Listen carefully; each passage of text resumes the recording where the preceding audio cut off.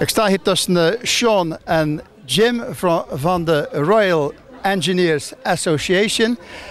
Jim, why is it so important to come special to Holland for this kind of ceremonies?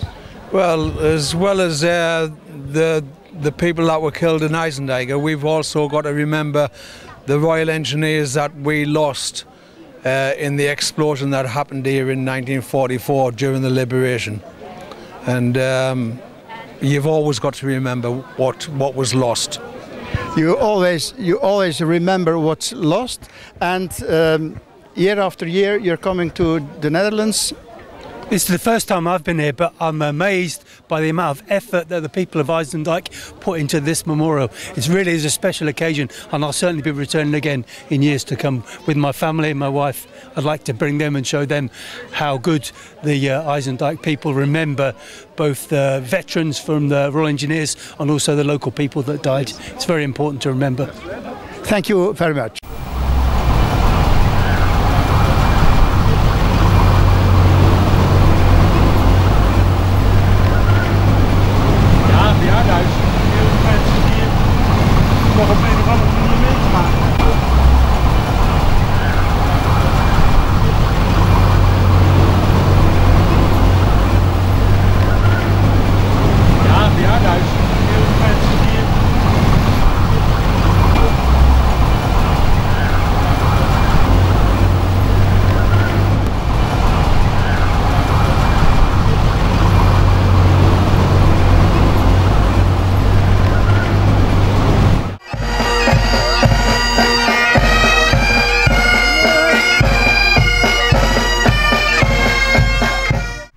Een weekend waarin we zowel zullen herdenken als vieren.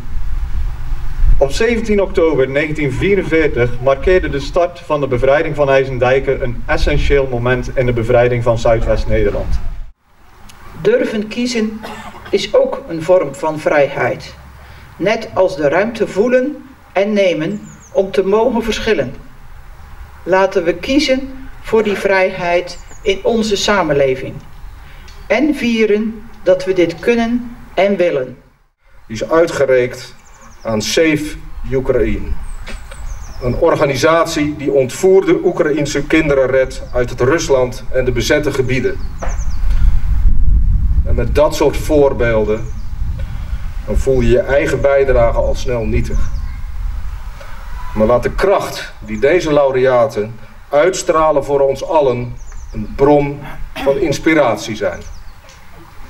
Jim would like to make a presentation on behalf of the REA veterans. If Jim and Anton would like to come forward to accept this as a way of saying thank you for all you have done for us. Thank you all.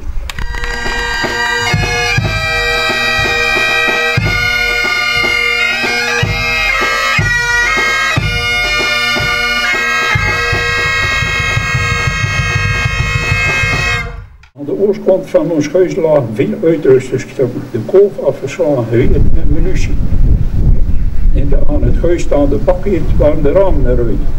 Van daaruit was gezien de grote hoop lege kogelhuizen, veel geschoten. Van hieruit hadden ze een goed uitzicht over de naast het huis gelegen boomhard en de achterkant van de dijk. De strijd had zich afgespeeld vanaf het begin van de versperring, half uit de dijk, tot aan IJsendijk. Om deze ongeveer 400 meter dijk was bij de hele dag zwaar gevochten. Hoewel ik nog maar een ventje van 9 jaar was, herinner ik me die gebeurtenissen van deze tijd nog altijd heel scherp. Zou dat ooit weer terugkomen, als het gebed van al die biddende mensen in de kelder zou worden verhoord, kon het niet lang meer duren. Hun schietgebeden werden verhoord. Op 17 oktober kwamen alle ellende een einde. Dat was tevens mijn geboortedag. Het duurde niet lang meer voordat ik de eerste Canadese militair zag. Ik zie nog het lachende gezicht toen hij in onze kelder binnenkwam. Mijn broer Camille dacht dat het een Amerikaan was en vroeg hem via Jacques, die aardig wat Engels sprak, of er nog veel cowboys in Amerika waren. Hij voelde zich immers ook als koeijongen een beetje een cowboy. Oh, cowboys, you find plenty of them in America. Ik was zielscontent. We konden weer vrijer ademen, letterlijk en figuurlijk. Franciscus Driesen, 46 jaar. René Josephus Jooste Goossens, 49 jaar. Johannes Snek-Ak, 70 jaar.